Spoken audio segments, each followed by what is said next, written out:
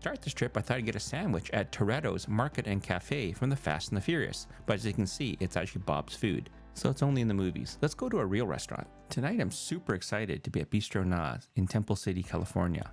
It's a 1 Michelin star Chinese restaurant that serves fine dining Royal Manchu cuisine. And the ambience and decor of Bistro Na is very much of the imperial period, with beautiful themes of red and gold, beautiful carved wood, and large, beautiful dining rooms such as this one, and smaller rooms if you have smaller parties to bring in. Very regal. The menu at Bistro Na is quite voluminous. It's bound to look like a book, familiar to Asian students who have to study, so you have to study to figure out what you want to order. There's a lot of great selections in here. Keep in mind, up to 2021, it was the only Michelin-starred Chinese restaurant in the area for fine dining. The menu is detailed with beautifully shot pictures. The restaurant won a Michelin star in 2019 and in 2021. They used farm-to-table ingredients and minimal seasonings and very, very good cooking techniques to bring out the full flavor of the food. And in this copper kettle is this wonderful pear drink made with real pears that we ordered off the menu, not knowing what it was when we first started. It was delicious.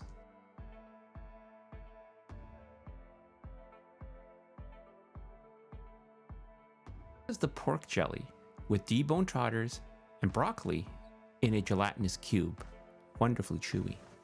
To enjoy these cubes, you dip them into that sauce and then chew on them slowly. The flavor is very subtle, but the chew and texture is very, very, very interesting.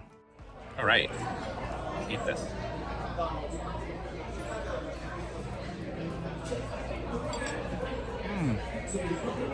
Very jelly.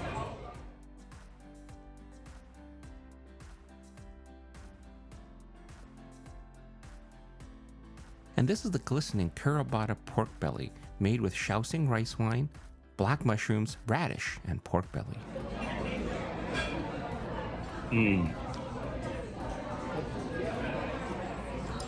Smooth.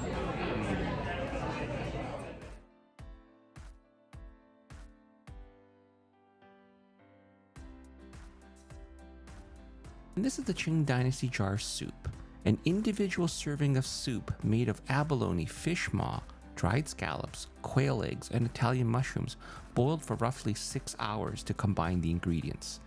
It's served with a selection of accoutrements and also this purple rice. And to flavor the soup, we have a crispy fried bread, we have fermented tofu, and we have a chopped up cilantro. Use at your discretion. And this is the Qing Dynasty jar soup. It's kept warm with that sterno can underneath. And it's recommended you add that red rice to the soup and eat it together to give a nice texture. And the Qing Dynasty jar soup was absolutely delicious. Here I'm having another spoonful of it. It's absolutely wonderful. I highly recommend you get this soup and try it out.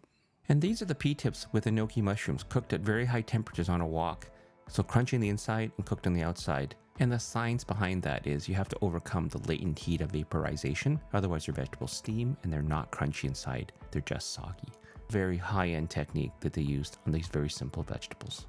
Overall, the meal was fantastic. It's definitely worth a revisit.